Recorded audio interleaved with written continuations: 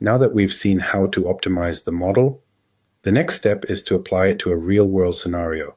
Let's put it to the test in a case study where naive Bayes is used to tackle a specific problem and measure its impact in action. Let's move forward. Now it's time to see naive Bayes in action with a real-world case study, spam detection. This is one of the most widely known and practical applications of naive Bayes, where the algorithm classifies emails as either spam or not spam based on word patterns, frequencies, and probabilities.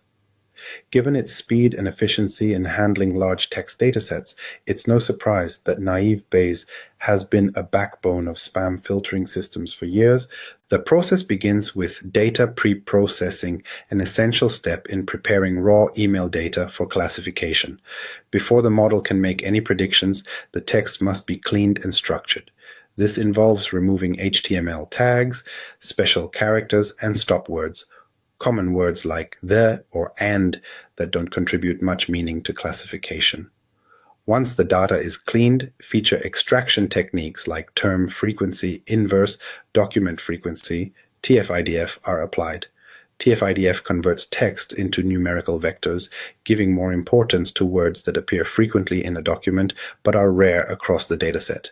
This ensures that words unique to spam emails, like prize or win, carry more weight in classification. Next, the dataset is split into training and testing sets. Typically, 80% of the emails are used for training, allowing the model to learn from labeled examples, while 20% are reserved for testing to evaluate performance. This ensures that the model generalizes well to unseen emails rather than memorizing patterns from the training set. With the data ready, the naive Bayes classifier is trained using the multinomial naive Bayes variant. Since email classification is based on word frequencies, multinomial naive Bayes is ideal as it calculates probabilities based on term occurrences. The model learns which words or combinations of words are most indicative of spam and which are commonly found in legitimate emails. Once training is complete, it's time for model evaluation.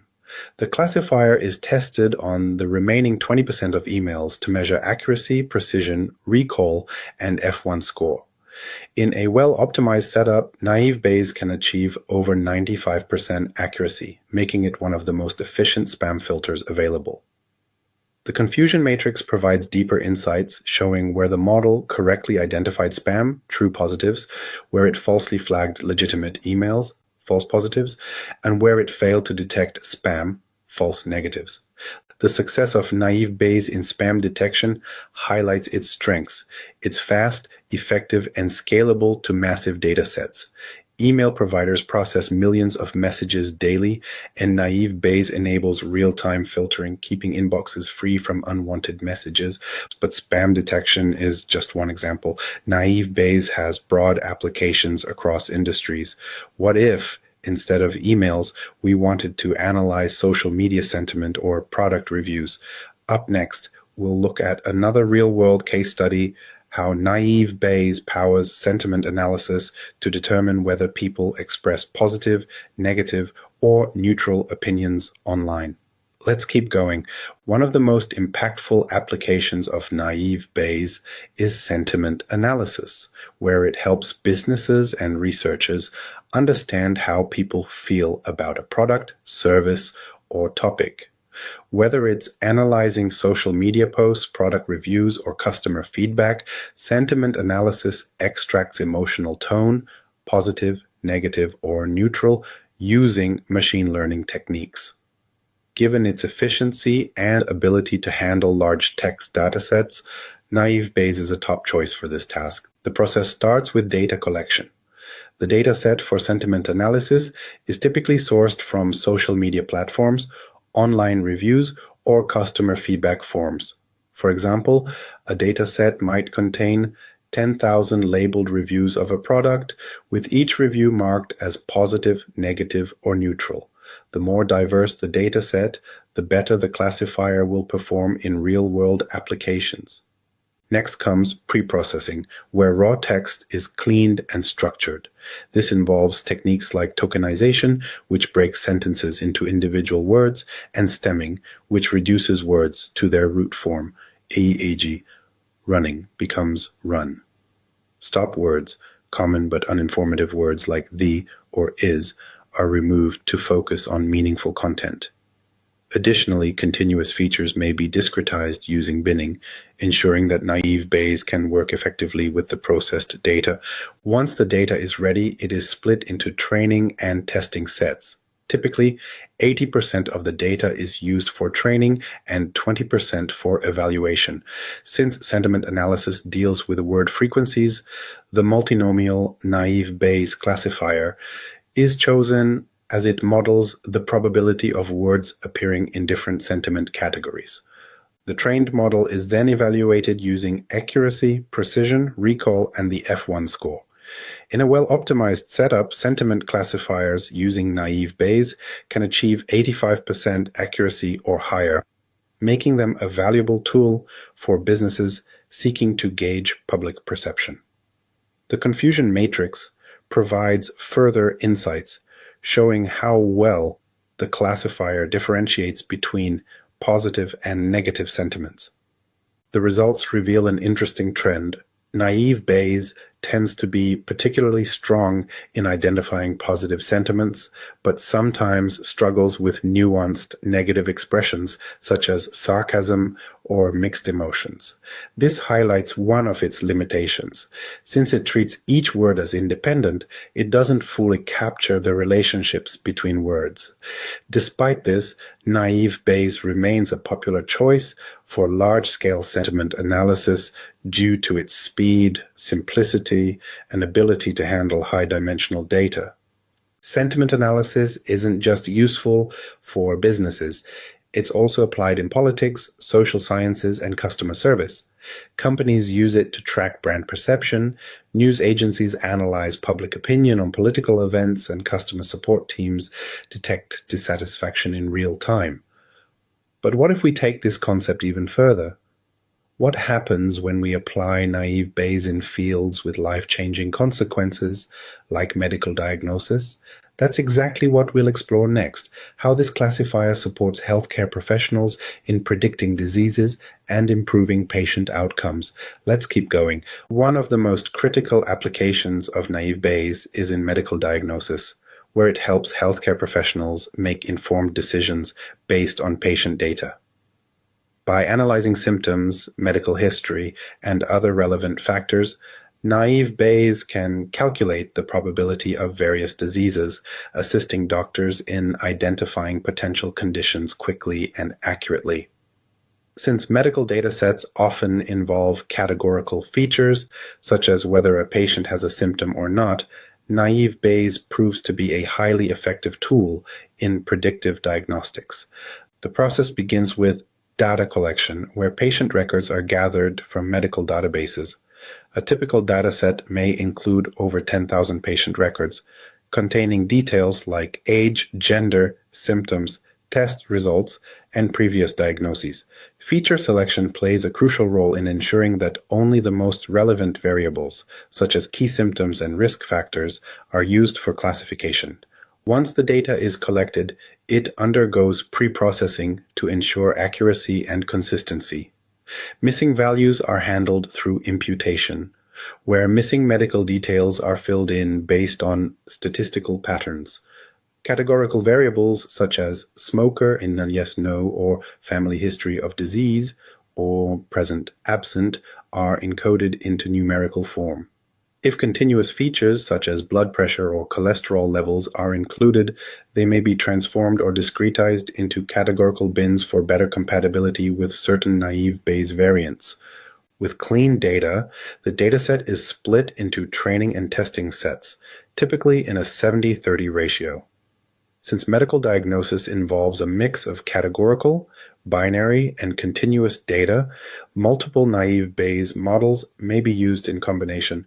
Gaussian naive Bayes for continuous variables like blood pressure levels. Bernoulli naive Bayes for binary symptoms, e.g., fever present or not.